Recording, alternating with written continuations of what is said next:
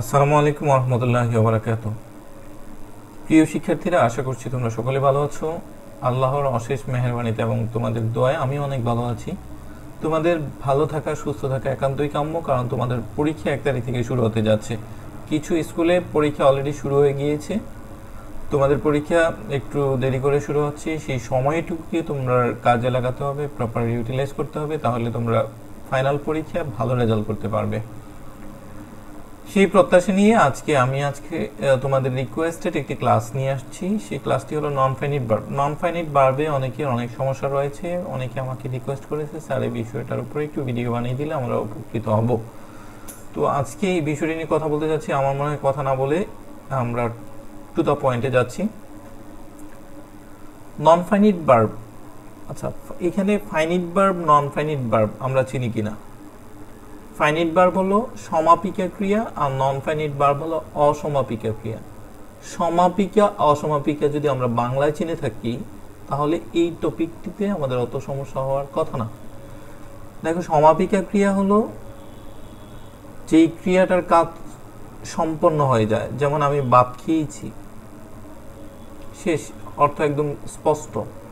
কিন্তু আমি যদি বলি ভাত খেতে, ভাত খেতে বা খেতে, খেতে এটা শুধু খেতে, টু ইট, এইটা নিয়ে নন ফাইনিট। আরও আছে নন ফাইনিটের কতগুলো প্রকার আছে, সেটা নিয়ে কথা বলবো। চলো দেখো, নন ফাইনিট ভার্ব হলো ওই সকল ভার্ব যাদের নিজের একটা অর্থ আছে কিন্তু ফাইনিট ভার্বের সাহায্য ছাড়া তা প্রকাশ করতে পারে না। তো ফাইনিট ভার্বের সাহায্য ছাড়া তার অর্থ যদি প্রকাশ না করতে পারে তখন আমরা তাকে বলবো নন ফাইনিট ভার্ব। দেখো, নন ফাইনিট ভার্বের প্রকারগুলো। নন ফাইনিট ভার্ব হলো ইনফিনিটিভ, জিরান্ড, পার্টিসিপল। ইনফিনিটিভটা পরীক্ষা আমাদের থাকবে, জিরান্ড থাকবে, কিন্তু পার্টিসিপল থেকে কোশ্চেন থাকে না। তারপরেও এটা আমাদের একটু জেনে রাখা ভালো। দেখো, ইনফিনিটিভের গঠনটা কি? টু প্লাস ভার্বের বেস ফর্ম বি1। বি1 মানে ভার্বের বেস ফর্ম। আমরা ভার্বের 3টা ফর্ম জানি। এই 3টা ফর্ম হলো, যেমন গো দিয়ে যদি বলি go and gone. To plus ভার্বের বেস ফর্ম দিলে একটা ইনফিনিটিভ গঠন হয়। ইনফিনিটিভ, দেখো ইনফিনিটিভটা টু গো যদি বলি এর অর্থ দাঁড়ায় যাওয়া অথবা যেতে। যাওয়া, যাওয়াটা কখন হবে? যদি এটা বাক্যের শুরুতে থাকে এটার অর্থ দিবে যাওয়া, যদি বাক্যের মাঝে হয় তাহলে যেতে। আমরা নিচের দিকে এই কিছু এক্সাম্পল আমরা দেখব। টু ডু, করা বা করতে। টু লার্ন, শিখা বা শিখতে। টু নো, জানা বা জানতে। টু প্লে, খেলা বা খেলতে। এখন এইটা তোমাকে ইংলিশে কথা বলতে অনেকটা হেল্প করবে। যারা এই টপিকগুলো জানে না তারা ইংলিশ বলতে পারে না। দেখো, আমি বলেছিলাম বাক্যের শুরুতে যদি টু ডু মানে ইনফিনিটিভ থাকে তার অর্থ হয় করা অথবা যাওয়া, শিখা, জানা। তাহলে এটার কি অর্থ দিয়েছে? To do the work is difficult, কাজটি করা কঠিন, তাহলে এটা করা। আই ওয়ান্ট টু কাম, আমি আসতে চেয়েছিলাম, আসতে, আসা নয় কিন্তু। টু কাম, টু কাম অর্থ এখানে আসতে হবে। এই যে দেখো, আমি বলেছি যদি মাঝখানে হয় তাহলে এটার অর্থ দাঁড়াবে করতে, যেতে, খেতে, লিখতে। আর শুরুতে হলে হবে করা, খাওয়া, যাওয়া, লিখা। He comes to school to learn, সে শিখতে স্কুলে আসে। তুমি যদি বলো এখানে ইংলিশ শিখতে আসে তাহলে ইংলিশ লাগিয়ে দিবা। হি comes to school to learn English, say English শিখতে স্কুলে আসে। ইনফিনিটিভের গঠন চেহারাটা কেমন দেখো, এটা কিন্তু তোমাকে ইংলিশ বলতে অনেকটা হেল্প করবে। তুমি যদি ইনফিনিটিভ না জানো তোমাকে ইংলিশে কথা বলতে তুমি আটকিয়ে যাবা, খুব দ্রুত ইংলিশ বলতে পারবে না। তাহলে ইনফিনিটিভ আমাদের চেনা হয়ে গেল। আমরা যাচ্ছি এখন জিরান্ডের দিকে। জিরান্ডের গঠনটা দেখো, ভার্ব প্লাস আইএনজি, ভার্বের সঙ্গে আইএনজি যোগ করলেই জিরান্ড পাবে। জিরান্ডের উৎপত্তি ভার্ব থেকে এবং পার্টিসিপলের উৎপত্তিও ভার্ব থেকে, কিন্তু তারা কেউই ভার্ব নয়। তারা, জিরান্ড হলো noun, one kind of noun. আমরা পড়ছি কি? আমরা পড়ছি নন finite verb. Non finite verb মানে এটা একটি অসমাপিকা ক্রিয়া, জিরান্ড। এটা একটা অসমাপিকা ক্রিয়া। তাহলে অসমাপিকা ক্রিয়া মানে কি, এটা সে অর্থ দিতে পারছে না কাকে ছাড়া, এটা ফাইনাইট ভার্ব ছাড়া।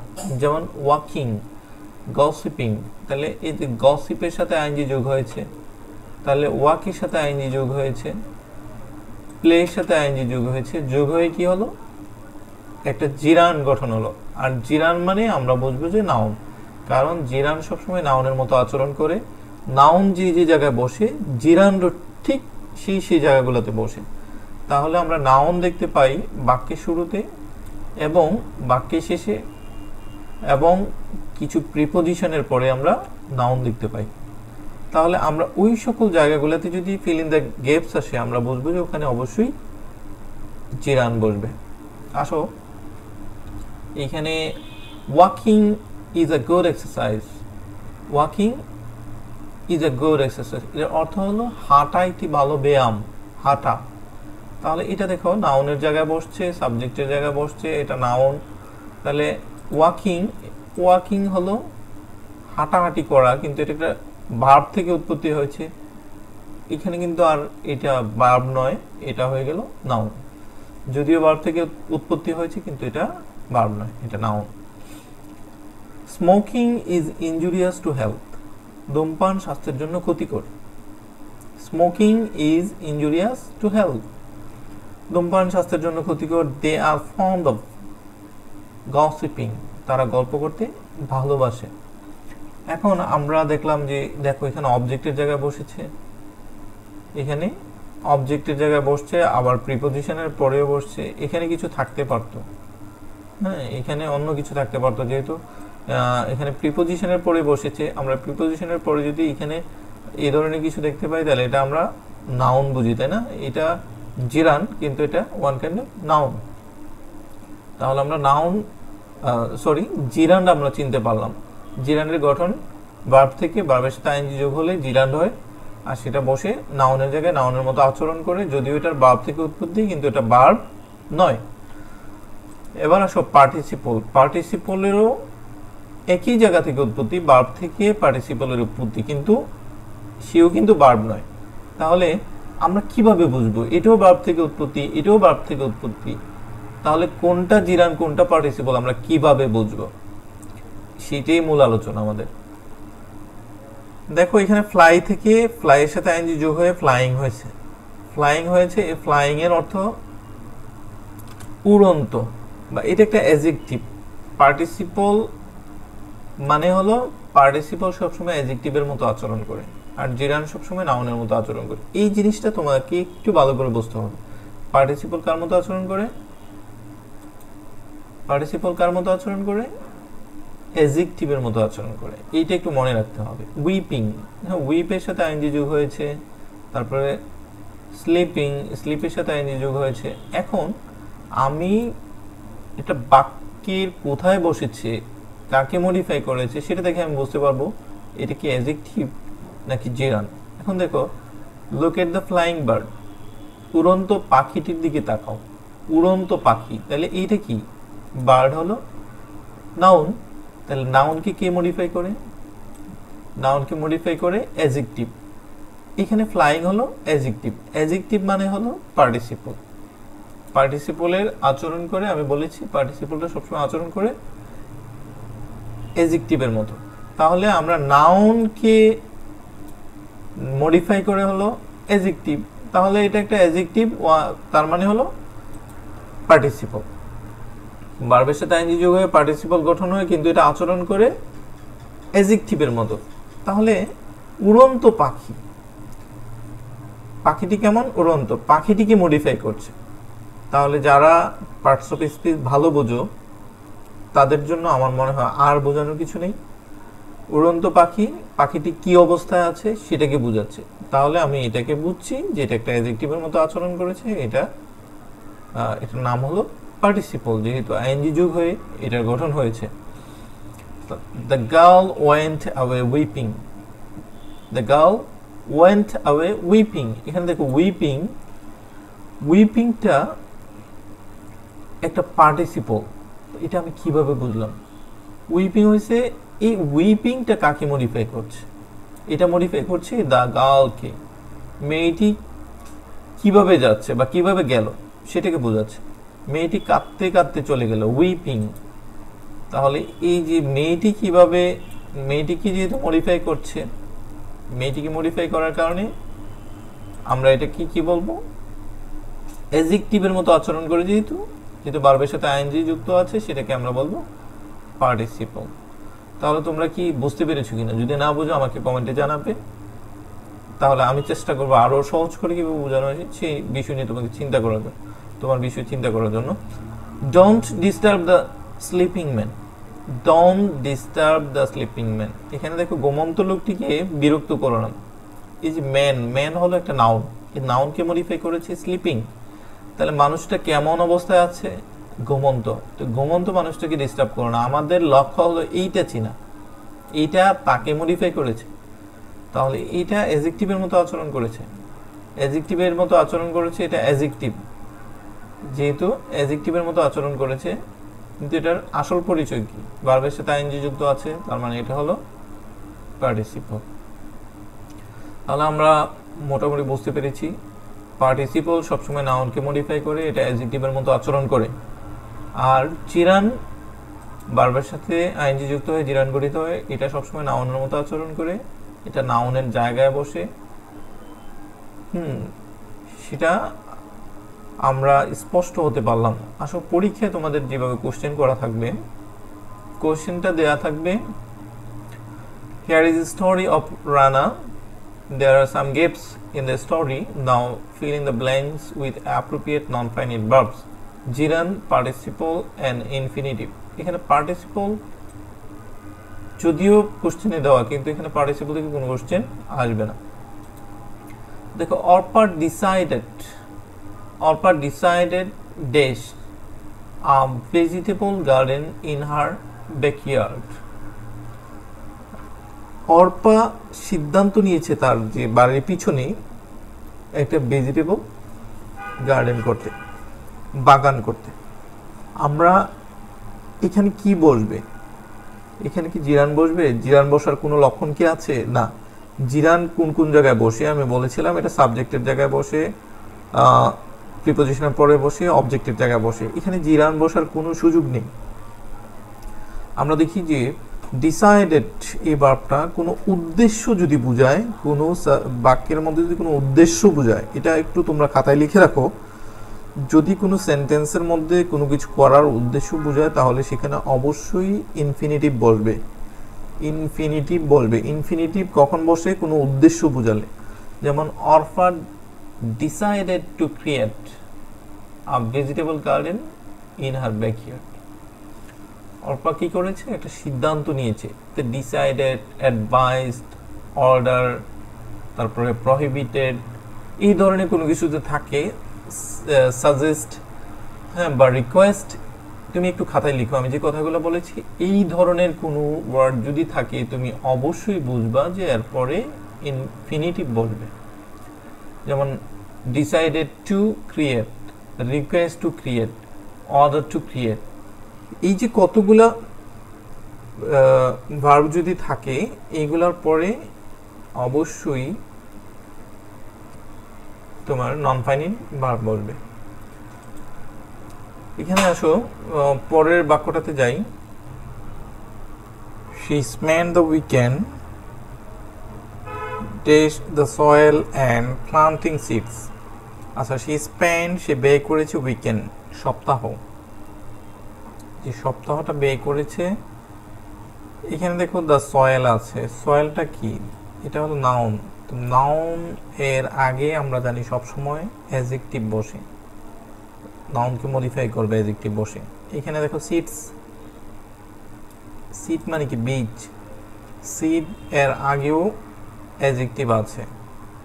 কোনো সেন্টেন্সে যদি এন দ্বারা যুক্ত দুটি অংশ থাকে, এই অংশের মধ্যে যদি অ্যাডজেক্টিভ থাকে, এর পরবর্তী অংশের মধ্যেও অ্যাডজেক্টিভ থাকবে। এই অংশে যা থাকতো এই অংশে তা হবে।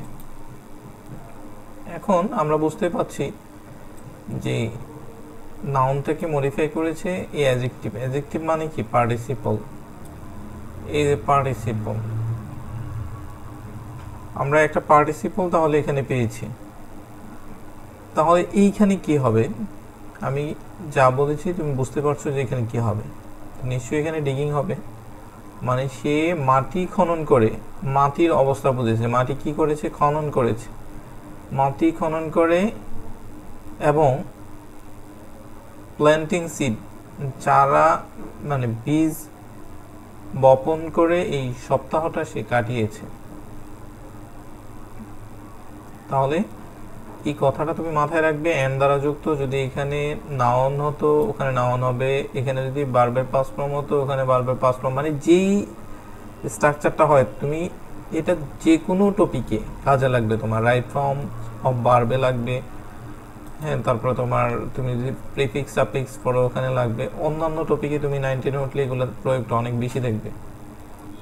আচ্ছা, আরেকটা নোট তোমরা রেখে দিতে পারো, যদি কোনো প্রিপোজিশন দেখো, প্রিপোজিশন আমি বলেছি আলোচনায়, প্রিপোজিশনের পরে সবসময় কি বসে, জিরান বসে। প্রিপোজিশন দেখলেই আফটার বলো, ওয়াইল বলো, যেই ধরনের প্রিপোজিশনে তোমরা দেখো, তোমরা অবশ্যই এরপরে জিরান বসিয়ে দিবে। দেখো আফটারের পরে আমার আর বলার প্রয়োজন নেই, এখানে ওয়াটারিং, ওয়াটারিং একটা জিরান।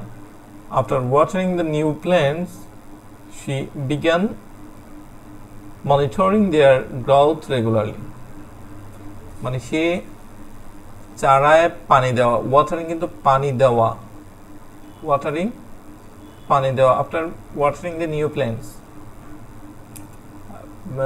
চারাগুলোতে পানি দেওয়ার পরে she began monitoring their growth regularly, এটা রেগুলারলি সে মনিটরিং করতে শুরু করেছিল। ওয়াইল, যখন, এখানে দেখো ওয়াইল আছে, ওয়াইল মানে একটা প্রিপোজিশন, ওয়াইল প্রিপোজিশন দেখলে এরপর এটা কি হবে আমার মনে হয় তোমরা বুঝতে পেরেছো, এখানে আমার আর বলার নেই।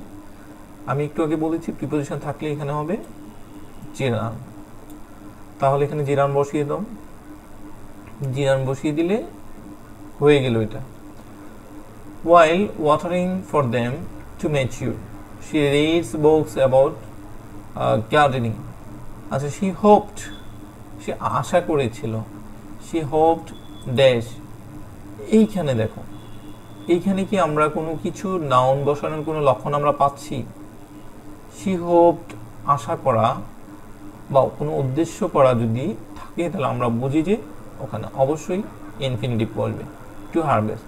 সে আশা করেছিল to harvest a bountiful crop by summer, সে গ্রীষ্মে একটি প্রচুর ফলন সে পাবে বলে সে আশা করেছিল। আচ্ছা, পরেরটা যদি বলি, পরেরটা তোমরা পূরণ করবে।